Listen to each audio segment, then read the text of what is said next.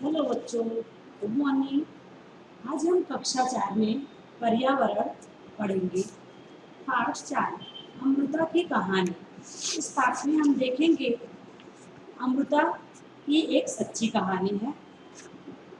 आज इस वीडियो में हम देखेंगे कि पेड़ हमारे लिए कितना जरूरी है और अमृता ने अपने गांव के पेड़ों को कैसे बचाई। बच्चों, 5 जून को हमारा पर्यावरण दिवस मनाया जाता है और हमें वृक्षारोपण करके हमें पर्यावरण को बचाना चाहिए। पेड़ हमारे लिए किस प्रकार जरूरी है? बच्चों, ये पेड़ हमें क्यों लगाना चाहिए? जिससे वे हमें ऑक्सीजन दे सके और हमें जीवित रख सके। हमें धूप से बचाते हैं और जानवरों और पशु पक्षियों को आवास यानी घर बना, उसी पेड़ पर घर बना लेते हैं। इसके और भी अनेक फायदे हैं, तो आइए हम किताब में देखते हैं। यह बात सालों पुरानी है। राजस्थान में जोधपुर स्थित है। उसके पास खेजड़ी नामक गांव है। उस गांव का नाम खेजड़ी क्यों पड़ा? क्योंकि उस गांव में खेजड़ी के बहुत से पेड़ थे, इसलिए गांव का नाम खेजड़ी पड़ गया। गांव के सभी लोग पेड़ पौधों और जानवरों से बहुत प्यार करते थे। उनका कहना था कि अगर पेड़ हैं तो हम हैं, यदि पेड़ हैं तो हम हैं। तो बच्चों, पेड़ और जानवर हमारे बिना रह सकते हैं, लेकिन हम पेड़ के बिना नहीं रह सकते हैं, क्योंकि वह हमें ऑक्सीजन देते हैं। अमृता के मित्र। अमृता सुबह जल्दी उठकर अपने मित्र पेड़ से खुशी से मिलती है, यानी बहुत प्रसन्नता के साथ उस पेड़ के साथ मिलती है। वह रोज एक नए पेड़ के पास जाकर उससे लिपट कर उसके कान में धीरे से कहती है, मित्र, तुम सुंदर और ताकतवर हो। मैं तुमसे बहुत प्यार करती हूँ। मुझे भी अपने जैसा बना दो। तो आइए हम देखते हैं कि राजस्थान भारत में राजस्थान राज्य कहाँ पर है। ये है हमारा राजस्थान। ये पूरा भारत का मानचित्र है। यहाँ पर हमारा ये है राजस्थान, भारत के उत्तर पश्चिम में। ये हमारा उत्तर पश्चिम है। यहाँ पर राजस्थान है। राजस्थान में जोधपुर नामक जिले में खेजड़ी नामक गांव है। तो हम जोधपुर, ये है जोधपुर। राजस्थान में जोधपुर एक जिला है। उस जिले में खेजड़ी नामक गांव है। तो राजस्थान भारत के उत्तर पश्चिम में स्थित एक राज्य है और क्षेत्रफल की दृष्टि से राजस्थान भारत का सबसे बड़ा राज्य है। अमृता की तरह ही गांव के अन्य बच्चों के पास भी उनके खास मित्र पेड़ थे। वो घंटों पेड़ों की छाया में खेलते थे। ऐसे ही जैसे ही अमृता के पास बहुत सारे पेड़ थे, ऐसे ही बहुत सारे बच्चों के पास भी उनके खास मित्र थे जो पेड़ थे। वे घंटों पेड़ों की छाया में खेलते थे। आपके घर के आसपास किसी मैदान या स्कूल के रास्ते में पेड़ लगाए गए हैं? हाँ, हमारे घर के पास पार्क में और स्कूल के रास्ते में पेड़ पौधे लगाए गए हैं। हम पेड़ क्यों लगाते हैं?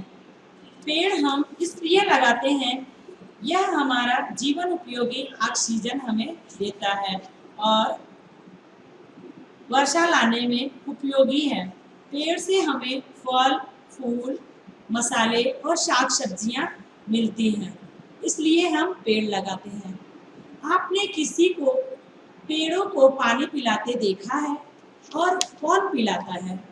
हाँ, हमने देखा है।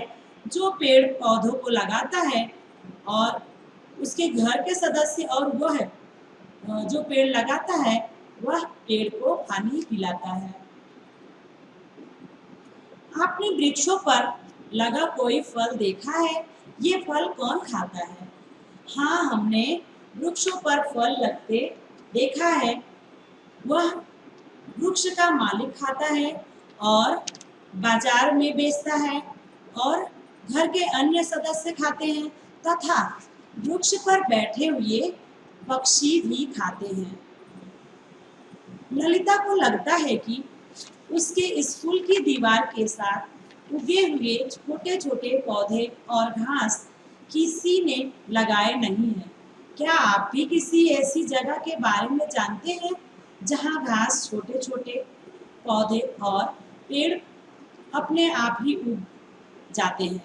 हाँ, हमने ऐसी जगहों के बारे में सुना और देखा है जहाँ पर छोटे छोटे पौधे और घास अपने आप उग जाते हैं, पक्षियों के द्वारा या फिर वर्षा के पानी द्वारा बहाकर जंगल में मिल जाते हैं।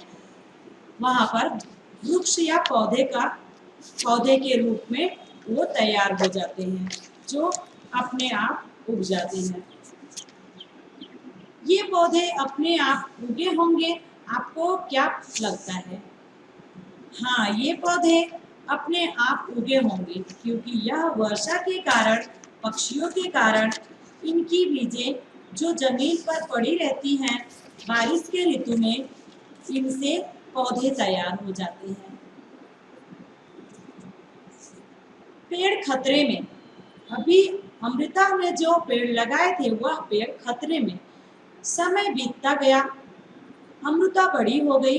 एक दिन वह अपने पेड़ से मिलने गई, तभी उसने देखा गांव में कुछ अनजान लोग कुल्हाड़ी लेकर खड़े हैं। पूछने पर उन्होंने कहा कि राजा के आदमी हैं।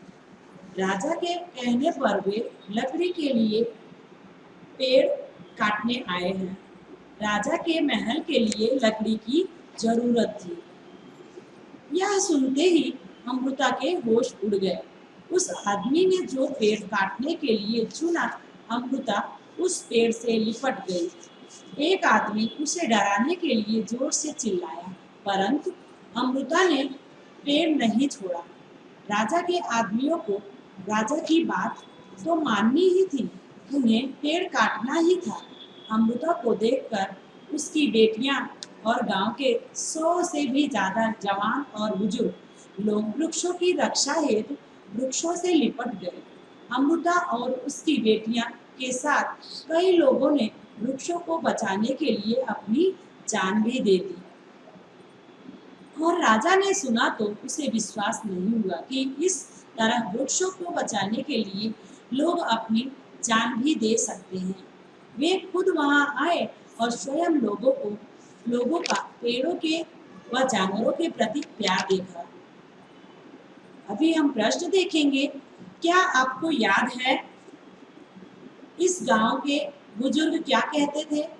हाँ, हमें याद है कि इस गांव के बुजुर्ग यह कहते थे कि पेड़ वृक्षों को बचाना हमारी जिम्मेदारी है। पेड़ को हम नहीं काटने देंगे। और उस पेड़ से वो लिपट जाते थे।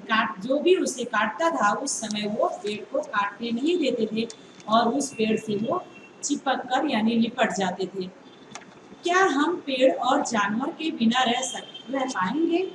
इसके बारे में कक्षा में चर्चा कीजिए। नहीं, हम पेड़ और जानवर के बिना नहीं रह पाएंगे क्योंकि पेड़ हमें ऑक्सीजन देता है, फल फूल शाक सब्जी देते हैं, इसलिए हम पेड़ के बगैर नहीं रह सकते हैं। और पेड़ हमारे बिना रह सकते हैं क्योंकि उन्हें वर्षा ऋतु में पानी वर्षा ऋतु में ही मिलती है। तो बच्चों, आज का वीडियो हम यहीं पर समाप्त करते हैं। अगली वीडियो में फिर मिलेंगे, तब तक के लिए धन्यवाद।